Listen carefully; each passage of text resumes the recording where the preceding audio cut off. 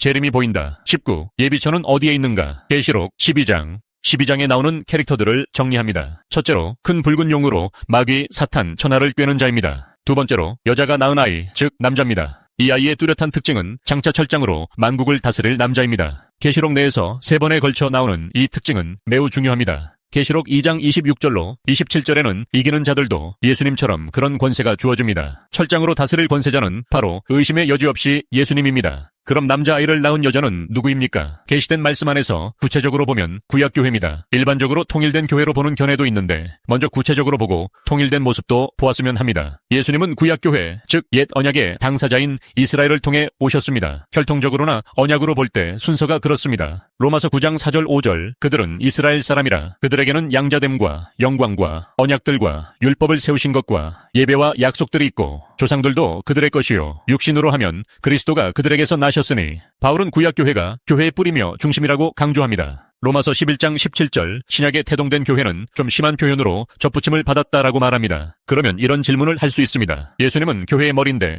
어떻게 구약교회가 예수님을 탄생시킬 수 있겠는가? 구약의 성도들은 오랜 시간 동안 메시아가 오기를 대망했습니다. 사도행전 26장 7절 이 약속은 우리 12지파가 밤낮으로 간절히 하나님을 섬김으로 얻기를 바라는 바인데 교회의 간절한 부르짖음 속에서 오신 메시아가 교회의 머리가 된다는 것은 이상한 것이 아니라 오히려 자연스러운 일입니다. 그러면 구약교회로 인하여 태동된 신약교회는 어디 있습니까? 17절에 여자의 남은 자손입니다. 여기서 우리는 주의해야 할 것이 있습니다. 예수 그리스도의 초림 이후 여자와 남은 자손은 하나가 되었습니다. 서로 나누이지 않고 서로 헤어지지 않고 하나입니다. 물론 대부분의 유대인들이 복음을 잘 이해하지 못해서 돌아오고 있지 않지만 신약교회는 구약교회인 이스라엘을 통해 나아졌고 양육되었습니다. 12사도 역시 이스라엘 사람이지 않습니까? 간단 명료하게 정리하면 여자는 구약교회, 남자아이는 예수님, 큰 붉은 용은 사탄, 여자의 남은 자손은 신약교회입니다. 예비처에 대한 문제는 예비처란 말의 의미는 무엇입니까? 예비처를 정의하면 성도가 사탄의 핍박을 피하고 양육된 곳으로 정의합니다. 그곳은 어디입니까? 광야로 표현되며 큰 독수리의 두 날개를 통해 이곳에 와 있다고 합니다. 자, 여기서 우리는 좀 더 깊은 질문을 하지 않을 수 없습니다. 예비처라는 곳은 특정한 지역적인 장소를 말하는가? 아니면 하나님의 보호하심 속을 의미하는가? 대체로 이 두 가지 문제로 직결됩니다. 먼저 다루어야 할 견해로 특정한 장소라는 것입니다. 성도를 핍박하는 무리들이 알 수도 없고 감히 침범할 수도 없는 그런 장소가 있다고 하는 분들이 주장하는 것입니다. 대답은 간단합니다. 특정한 장소가 결코 아닙니다. 광야는 구약교회가 받았던 고난과 보호받으심에 대한 상징적 장소를 나타냅니다. 구약교회가 예비하신 곳에서 양육을 받지만 그곳에도 역시 사탄의 강한 공격이 지속됩니다. 거대한 강물로 구약교회를 파멸시키려 합니다. 그렇지만 땅이 입을 벌려 그 물을 삼켜버립니다. 이것은 고라, 다단, 아비람 등이 거대한 무리들과 함께 당을 지어 공격을 할 때 위태한 구약교회의 모습입니다. 모세의 편에 선 사람은 극소수입니다. 그때 하나님의 개입하심으로 그들이 산채로 음부에 던져집니다. 민수기 16장 32절, 33절 땅이 그 입을 열어 그들과 그들의 집과 골에게 속한 모든 사람과 그들의 재물을 삼키매 구약교회가 예비하신 곳에 있었지만 엄청난 고난 가운데 여전히 있었습니다. 그러므로 예비처는 고립된 특정한 지상의 장소가 아닙니다. 신약교회에 등장하는 예비처 역시 똑같습니다. 여자를 통해 태동된 남은 자손들 역시 사탄과 거대한 싸움을 하고 있습니다. 구약만 예비처가 있었고 신약은 없다고 할 사람이 없을 것입니다. 큰 독수리 두 날개로 옮겨졌단 말을 이해하면 훨씬 더 쉽게 접근할 수 있습니다. 이 말은 성령의 보호 아래 있음을 이야기합니다. 창세기 1장 2절에서부터 시작된 성령의 강한 역사는 성도들을 어려움 가운데서 선하게 아름답게 인도하십니다. 이 말은 구약적 표현으로 출애굽 때 사용되었습니다. 시내산에서 언약을 맺을 때 하나님이 애굽에서 종되었던 이스라엘을 나오게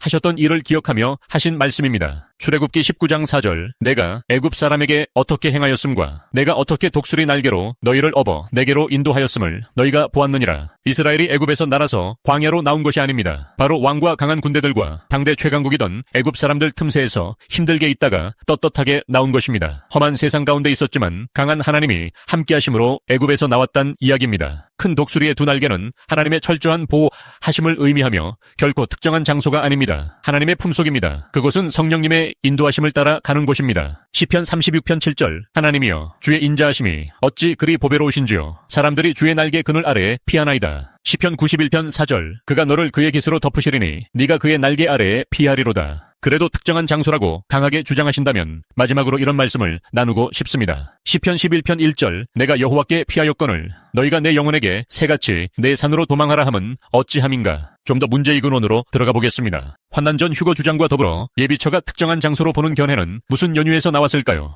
1. 성도의 특권. 그동안 고생했으니 이 정도의 특권을 가질 수 있다는 이유. 이 고난. 육체를 가진 어떤 성도들도 적그리스도의 무시무시한 고난을 이길 수 없다는 이유. 3. 구별하심. 심판 재앙들이 내릴 때 성도와 악인이 섞여 있으면 성도들도 재앙을 받을 수 있다고 생각함. 즉 하나님의 구별하심과 그 능력에 대해 알지 못함. 4. 괜한 고생을 할 필요가 있겠느냐는 생각. 악인들이 받는 고난 때문에 성도들까지 불편하다는 견해. 성경이 주장하는 것은 하나님의 구별하심입니다. 하나님의 심판 재앙의 가장 큰 특징은 의인과 악인의 구별하심입니다. 14만 4천의 인치심의 목적도 성도들을 심판 재앙에서 구별하여 보호하기 위함입니다. 출애굽의 10가지 재앙에서 철저하게 구별하신 것처럼 노아의 홍수와 소돔과 고모라도 마찬가지입니다. 하나님은 심판 재앙에서 구별하기에 환난 전 휴거가 불필요하고 예비처라는 곳을 특정한 장소로 지목하지 않습니다. 혹 적그리스도의 박해가 너무 심하니 공중으로 휴거되거나 특정한 도피처가 필요하지 않을까 생각하기 쉽습니다. 아버지께서도 다 아시지 않습니까? 그래서 그 날들을 감하여 주었습니다. 고난에 대한 바른 정립이 필요합니다. 고난은 부끄러운 것이 아닙니다. 오히려 기뻐해야 합니다. 성도는 현재뿐만 아니라 주님이 오시는 그 힘든 시기에 고난이 친구처럼 따라다닐 것입니다. 그런 고난을 왜 주셨을까요? 나 혼자만 구원받는 것이 최선이 아닙니다. 성도는 연약한 지체들이나 불경건한 사람들, 악인들까지도 사랑하고 마지막까지 돕는 것이